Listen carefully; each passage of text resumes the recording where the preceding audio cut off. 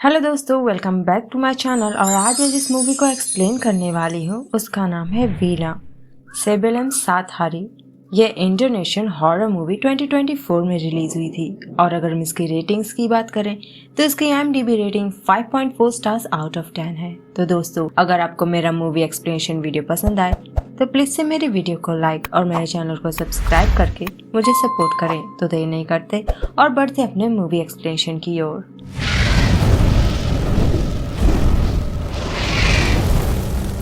तो इस मूवी की शुरुआत होती है दर्शकों को ये समझाते हुए कि ये मूवी 2016 की एक सच्ची घटना पर आधारित है, जो परिवार की सहमति से बनाई गई है। और जो नाट्य की अभद्र भाषा और क्रूएलिटी इस मूवी में दिखाई गई है, वो सिर्फ इसलिए ताकि लोग ये जान पाए कि वास्तव में ये घटना कितनी ज्यादा क्रूर थी। और इसका उद्देश्य लोगों को ये ज्ञात कराना था कि मोटरसाइकिल गिरोह के अपराध कितने खतरनाक थे। और इनके अधिकतर विक्टिम्स के तो मामले आज तक सामने भी नहीं आए हैं। जिसके बाद हमें रियल वीना के एज का पता चलता है, जो कि बेहद कम उम्र थी, 16-17 साल की थी, जिसके साथ ये घटना घटित हुई थी। और हमारी संवेदनाएं उनके प्रति हैं। उनकी आत्मा को ईश्वर शांति दे।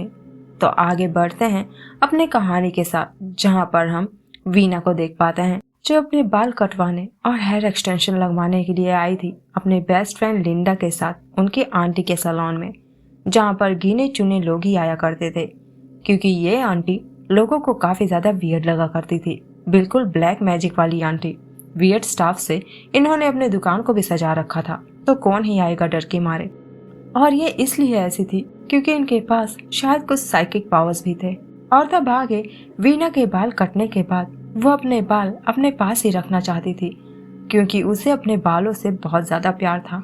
और उसकी एक वियर्ड सी और यूनिक सी आदत थी आइस क्यूब्स चबाने की। और वो हमेशा अपने दांतों में ब्रेसेस पहना करती थी। तब हेयर कट कराने के बाद वो अपने फ्रेंड लिंडा को एक लेटर थमा देती है। कहती है कि इसे तुम तभी खोलना जब मुझे बहुत ज्यादा मिस कर रही हो। जो बात लिंडा को तब समझ ही नहीं आती कि ये उसे मिस क्यों करेगी। ये अलग तो कभी होने वाले नहीं थे। तब उसी रात 27 अगस्त 2016 को ये दोनों फ्रेंड्स जब अपना ट्रेडिशनल शो देख रही होती है, तभी वीना के घर से एक कॉल आता है उसकी दादी माँ का, जो बता रही होती है वीना से कि आज उसकी बहन मार्नीना की स्कूटी पंचर हो गई है, तो थोड़ी देर हो जाएगी उसे लेने आने में। तो वीना कहती है कि कोई बात नहीं, मैं कोई इंतजाम कर लूंगी, पर मैं यहाँ पर वेट नहीं करना चाहती। तो लिंडा उसे घर पहुँचाने का इंतजाम करती है, जो एक जान पहचान का लड़का था अच्छे घर से। उसका नाम था जैकी। वीना तब संकोच बस उसके साथ जाने के लिए रेडी हो जाती है। तब लिंडा अपने पड़ोसी के साथ और वीना जैकी के साथ जब बाइक पर सवार होने ही वाली होती है कि तभी लिंडा एक बर्तन गिर जाने की वजह से एकदम से ही घबरा जाती है। कहती है कि क्यों ना हम कैब से चले, लेकिन वीना कहती है कि इट्स ओके, कोई दिक्कत नहीं है। मगर लिंडा का पता नहीं क्यों जी घबरा रहा होता है, शायद उसे कोई बुरी फीलिंग आ रही थी। जैकी तब कहता है कि वो पहले डिलीवरी देगा और उसके बाद उसे घर छोड़ देगा, जिससे वीना को कोई परेशानी भी नहीं थी। पर उनके वहाँ से निकलते ही हम देख पाते हैं कि एक बाइकर किसी को उनके निकलने की तुरंत खबर देता है, शायद अपने साथियों को। जैकी तब अपनी डिलीवरी देता है और वहाँ से निकलते समय ही बाइकर्स का पूरा गिरोह ही उनके पीछे पड़ जाता है। और सुनसान हाईवे पार करते करते वो डंडे से मारकर उन्हें चलती गाड़ी से नीचे गिरा देते हैं, जहाँ जैकी और वीना दोनों ही बुरी तरह से घायल हो जाते हैं। और फिर उनके गैंग का वो लीडर मोटरसाइकिल से उतरता है और लकड़ी से वीना को मार मार कर एकदम से घायल कर देता है। और जैकी को भी ये बहुत ब्रूटली पीटते हैं, जिससे वीना मूर्छित हो जाती है। सीन यहीं पर कट होता है और हमें सुबह का सीन दिखाया जाता है उसी हाईवे का, जहाँ पर वीना और जैकी को मरे एक दिन हो चुके थे। पुलिस इन्वेस्टिगेशन में जुटी हुई थी मीडिया की मौजूदगी में, और वीना की फैमिली भी शॉक्ड रह गई जब उन्हें ये न्यूज मिली। वीना के पिता और उसके दादाजी को पुलिस ने वहां पर बुलाया था और इनकी मौत को यहाँ पर पुलिस एक्सीडेंट बता रही होती है। पर उनमें से एक जर्नलिस्ट जिसका नाम डैनी था, उसे ये हादसा नहीं लग रहा था, मगर सुपरिटेंडेंट उसे मुंह बंद रखने के लिए बोलता है, जिससे उसे शांत होना पड़ता है। सीन यहीं पर कट होता है और हमें वीना की फ्यूनरल का सीन दिखाया जाता है, जहाँ पर लोग उसे आखिरी विदाई देने आए थे। और अफसोस की बात तो ये थी कि वीना को आखिरी विदाई देते वक्त उसकी माँ और उसके भाई ना आ सके। क्योंकि वो मलेशिया में है और इतनी जल्दी वो घर नहीं वापस आ पाएंगे। और घर में वीना की दादी उसके कपड़े समेटते वक्त बिल्कुल से इमोशनल हो जाती है उसे याद करके। किसी ने उम्मीद ही नहीं करी थी कि वो इतनी जल्दी उन्हें छोड़कर चली जाएगी। और जब वो वीना को नहलाने के लिए जाती है तो वो वीना की हालत देखकर चकरा जाती है, क्योंकि उसकी हालत ही ऐसी थी। फेस पर अनगिनत घाव, हाथ पैर टूटे हुए और उसकी हड्डियां साफ साफ नजर आ रही थी। उसके पूरे शरीर में घाव थे। और जब दादी नहलाने लगती है उन्हें वीना की आवाज आती है कि मुझे बहुत दर्द हो रहा है, जो सबके कहने पर वो भी इग्नोर कर देती है। कहती है कि शायद ये आपका वहम है। और वीना की माँ भी उससे मिलने के लिए तड़प रही होती है। सभी को उसके जाने का गम था, पर क्या कर सकते थे। सीन कट होता है और हम डैनी को देख पाते हैं, जिसे तसल्ली हो ही नहीं रही थी कि यह हादसा है। तो वो घर पर जाकर वीना के ऊपर इंटरनेट पर थोड़ा सर्च करता है और उसे पता चलता है कि वीना एक मॉडल बनना चाहती थी। उसने तो इस फील्ड में अपने अच्छे खासे कदम भी जमा लिए थे इतनी कम उम्र में। और उसी वक्त उसे वीना की आवाज आती है जो उससे मदद मांग रही होती है, जिससे हमें पता चलता है कि इसकी स्पिरिट हर जगह घूम घूम कर इंसाफ की गुहार लगा रही है। और अगले दिन वीना को मरे 2 दिन बीत गए थे और आज वीना को दफनाया जाएगा।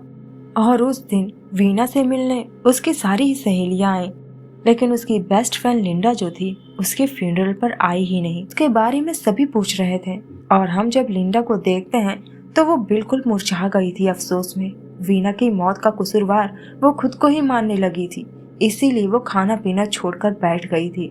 लिंडा की फ्रेंड नूरुल उसे समझाने की कोशिश करती है कि ये सिर्फ एक हादसा है, इसका कसूरवार तुम खुद को क्यों मान रही हो। लेकिन लिंडा की इंट्यूशन उसे कुछ और ही इशारा कर रही थी, क्योंकि उसके अंदर अपने आंटी की ही तरह कुछ साइकिक खासियत थी। जिसके बाद हम लिंडा की आंट हिस्ट्री को देख पाते हैं, जिससे पूछताछ करने के लिए डैनी वहां पर जा धमका था उनके सैलून में।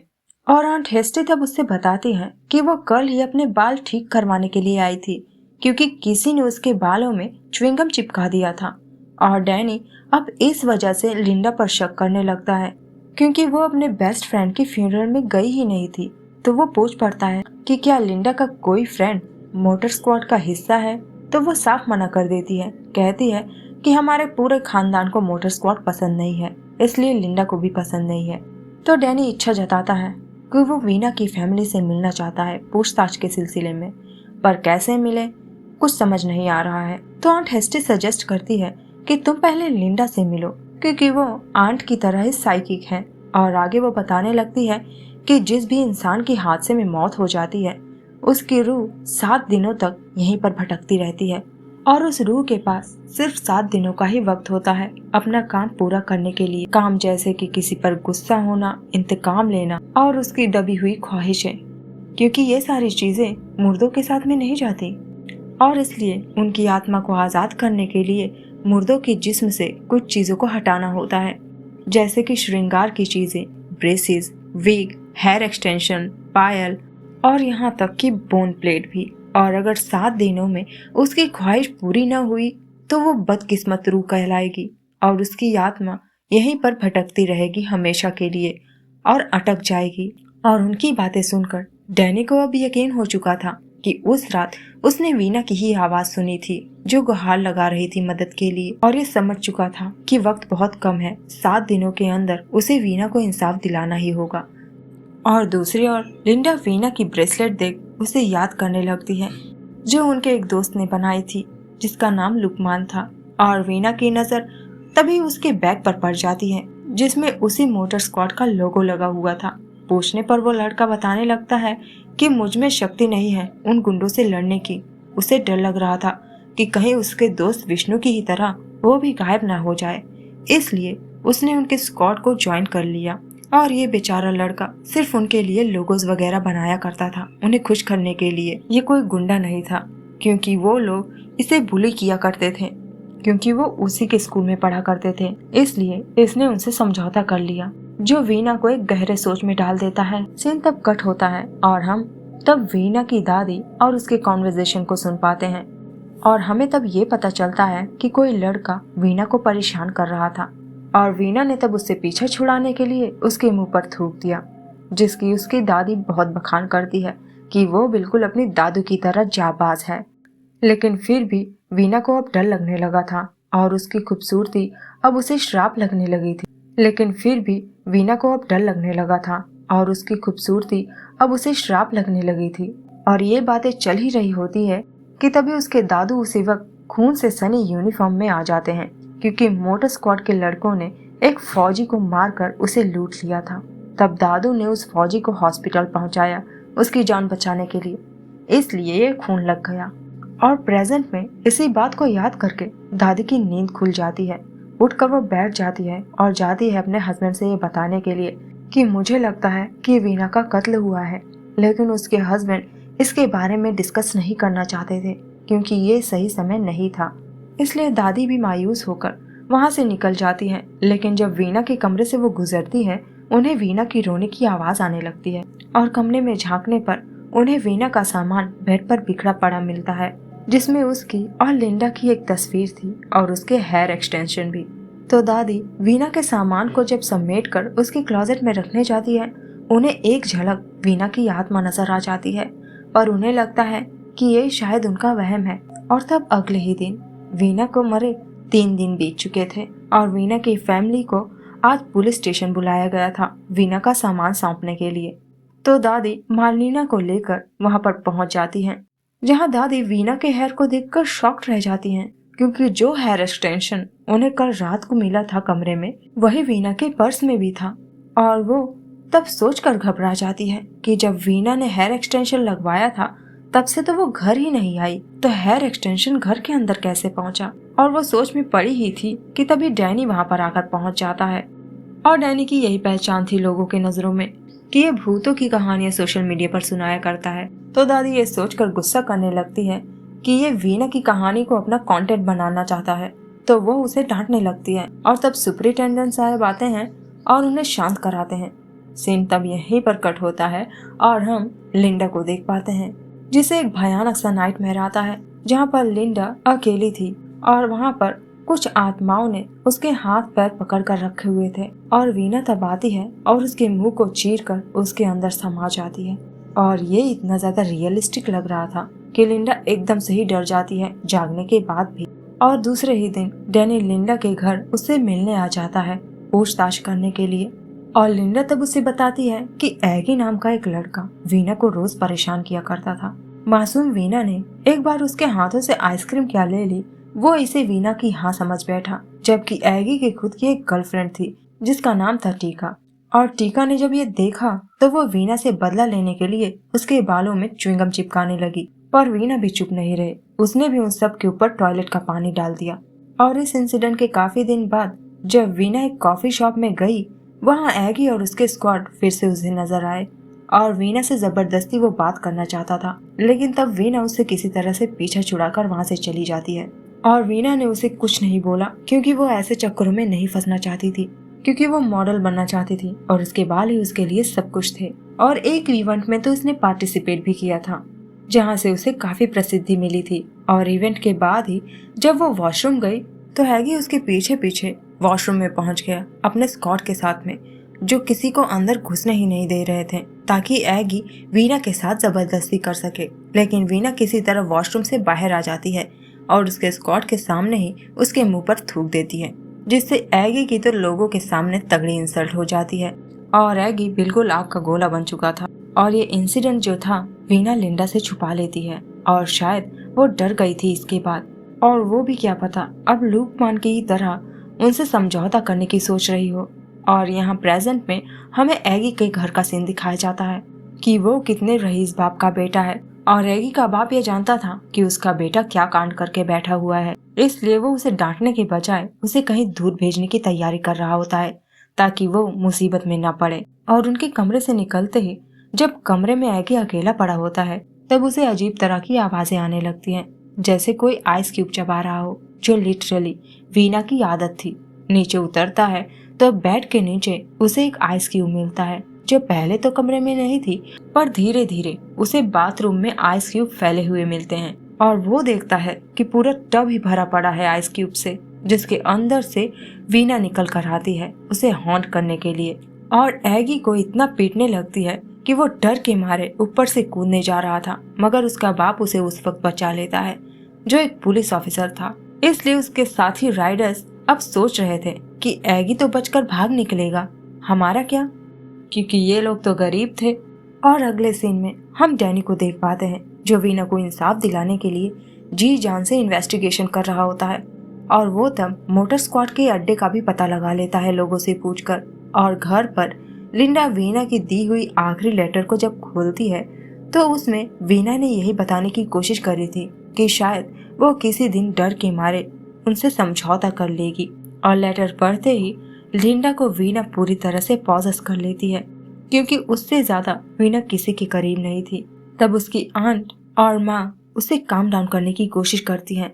और घर पर जब वीना की दादी माँ वीना के उस बॉक्स को खोलती है और उस हेयर एक्सटेंशन को ढूंढने की कोशिश करती है तो उसे मिलते ही नहीं, तो वो समझ जाती है कि शायद वीना उन्हें कोई क्लू देने की कोशिश कर रही है। और दादी और मार्लिना की ये बातें चल ही रही होती है कि तभी लिंडा का एक पड़ोसी उनके घर आकर उन्हें एक खबर देता है कि वीना ने लिंडा को पॉसेस कर लिया है और वो अपने फैमिली से मिले बिना जाएगी नहीं।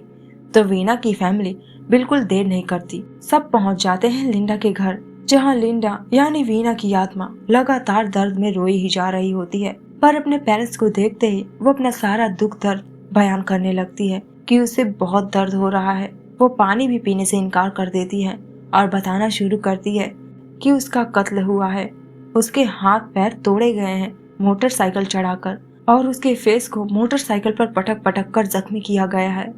और जब वीना और जैकी बेहोश हो गए तो पूरा स्क्वाड उसे और जैकी को अपने अड्डे पर ले गए, वहीं जहां डैनी ने ढूंढ निकाला था।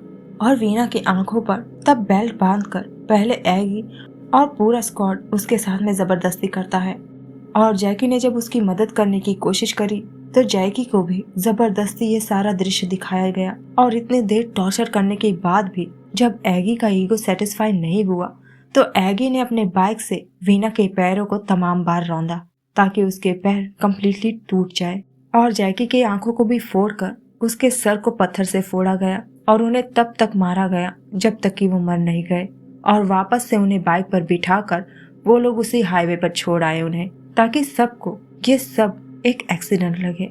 और ये सारी सच्चाई जानने के बाद उसका परिवार उसकी आत्मा की सुकून भरी विदाई करना चाहता था, लेकिन वीना इससे साफ इनकार कर देती है क्योंकि उसे इंतकाम चाहिए था, इंसाफ चाहिए था और सबको उसे सजा दिलानी थी। पर गरीब होकर किसी ऑफिसर के बेटे के खिलाफ जाना किसी के बस की बात नहीं थी। पर उसकी दादी माँ उसे आश्वस्त करती है और लिंडा का ख्याल रखते हुए उसके शरीर को छोड़ने के लिए प्लीड करती है। तब वीना कहने लगती है कि लिंडा ही तो उसकी प्यारी दोस्त है और क्योंकि वो उसके फ्यूनरल पर नहीं आई इसलिए वो लिंडा से मिलने आ गई। और वो तब पानी पीकर लिंडा के शरीर को छोड़ देती है एक झटके से और लिंडा तब बेहोश हो जाती है। सीन कट होता है और हम डैनी को देख पाते हैं जिसे मारियाना चुपके से कॉल करके वीना के स्पिरिट की बोली गई रिकॉर्डिंग उसे सौंप देती है। और डैनी चुप नहीं बैठता, उसे अपलोड कर देता है और पल भर में ये चीज वायरल हो जाती है। और अब हर किसी को वीना की सच्चाई पता चल चुकी थी, तो पुलिस का काम भी आसान हो जाता है कि वो आगे की इन्वेस्टिगेशन बढ़ा सके, क्योंकि पुलिस को सब पता होता है लेकिन टॉप ऑफिशियल के प्रेशर की वजह से वो कोई एक्शन नहीं ले सकते। और अब हमें पता चलता है कि ये जो सुपरिटेंडेंट थे वो डैनी के भाई हैं, इसलिए वो अपने भाई को फंसने से बचा रहे थे, क्योंकि जो वीना की मौत के जिम्मेदार हैं उनके कनेक्शंस काफी ऊपर तक हैं, तो वो भी गायब हो सकते हैं। पर वीना की दशा को समझते हुए एक वकील भी अपॉइंट हो चुका था जो उनके केस को संभालेगा।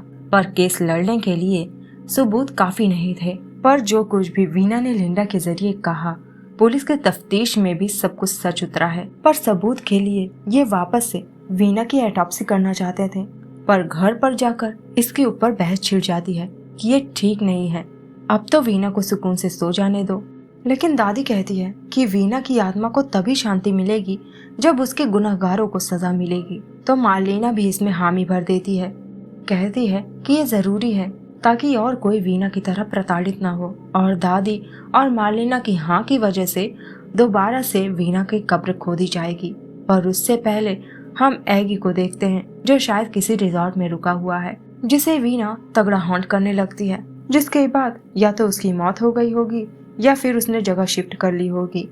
जिसके बाद हमें वीना के घर का सीन दिखाया जाता है, जहां आज वीना को मरे 6 दिन बीत चुके थे और लिंडा आज उनके घर आई थी। और लिंडा की बातों से पता चलता है कि उसे अब तक वीना के लिए पछतावा हो रहा था। और दूसरी ओर जैसे ही वीना की कब्र खोदी जाने लगी, लिंडा फिर से पॉजेस हो गई। वीना तब लिंडा के जरिए ये मैसेज देने आई थी कि उसकी लाश से उसके हेयर एक्सटेंशन और ब्रेसेस निकाल लिए जाएं, ताकि वो सुकून से इस दुनिया को छोड़ सके। सुपरिटेंडेंट तुरंत ही उसकी इच्छा पूरा कर देते हैं मार्लियाना के कहने पर, और लिंडा तब वापस से ठीक हो जाती है। तब वीना के ऑटोप्सी होते ही पुलिस हरकत में आ जाती है और मोटर स्क्वाड के सारे ही मेंबर्स जिन पर वो नजर बनाए हुए थे वो सारे के सारे पकड़े जाते हैं। लेकिन कुछ लोग फरार हो चुके थे और कुछ दिन बाद हम वीना के डैड को देख पाते हैं, जो वीना के हेयर एक्सटेंशन और ब्रेसेस को नदी में फेंक रहे होते हैं ताकि वीना की आत्मा को शांति मिले। और लिंडा अब शहर छोड़कर जा रही थी क्योंकि यहाँ पर अब उसके लिए कुछ भी नहीं रखा वीना के बिना। और मूवी तब यहीं पर एंड हो जाती है, जिसके बाद हमें ये इन्फॉर्मेशन दी जाती है कि एगी और गैंग का एक मेन लीडर फरार हो चुका है और कभी मिला ही नहीं इन्हें। या फिर ये भी हो सकता है कि उस दिन रिजॉर्ट में वीना की आत्मा ने एगी को मार ही डाला हो, या फिर ये पहचान बदलकर कहीं पर रहने लगे हो। और बचे खुचे 7-8 मेंबर्स को तो उम्र कैद की सजा सुना दी गई थी। इस इन्फॉर्मेशन के बाद हमें रियल वीना के स्पिरिट की वॉइस रिकॉर्डिंग सुनाई जाती है, जो इस मूवी से भी ज्यादा डिस्टर्बिंग है क्योंकि कुछ रियलिटी मूवी में नहीं दिखाई जा सकती। जैसे कि उस रात वीना को हैरेस करने के बाद एगी ने वीना के ऊपर टॉयलेट भी करा था, जो काफी ज्यादा डिस्टर्बिंग है। और वीना ने तो शायद जीते जी नरक भोग लिया। और रिकॉर्डिंग में भी वो कहती रही कि मैंने क्या किया था जो मुझे ये सब कुछ सहना पड़ा। और दोस्तों, ये मूवी इतनी ज्यादा हॉरिफाइंग है कि कठोर दिल वाला इंसान ही इसे देख सकता है। और इसी के साथ हम अपने एक्सप्लेनेशन को यहीं पर एंड करते हैं।